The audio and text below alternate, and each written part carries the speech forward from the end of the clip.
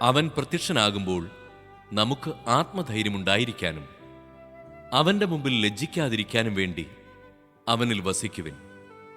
അവൻ നീതിമാനാണെന്ന് നിങ്ങൾക്കറിയാമെങ്കിൽ നീതി പ്രവർത്തിക്കുന്ന ഏവനും അവനിൽ നിന്ന് ജനിച്ചവനാണെന്ന് നിങ്ങൾക്ക് തീർച്ചയാക്കാം. അധ്യായം 3. കണ്ടാലും എത്ര വലിയ സ്നേഹമാണ് പിതാവ് നമ്മോട് കാണിച്ചത്. ദൈവമക്കളെന്ന് നാം വിളിക്കപ്പെടുന്നു. നാം അങ്ങനെയാണ് താനും.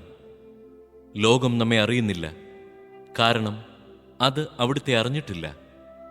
പ്രിയപ്പെട്ടവരെ, നാം ഇപ്പോൾ ദൈവത്തിൻ്റെ മക്കളാണ്. നാം എന്തായി തീരുമെന്ന് ഇതുവരെയും വെളിപ്പെട്ടിട്ടില്ല.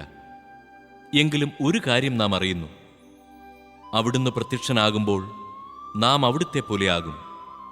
അവിടുന്ന് ആയിരിക്കുന്നത് പോലെ നാം അവിടുത്തെ കാണുകയും ചെയ്യും.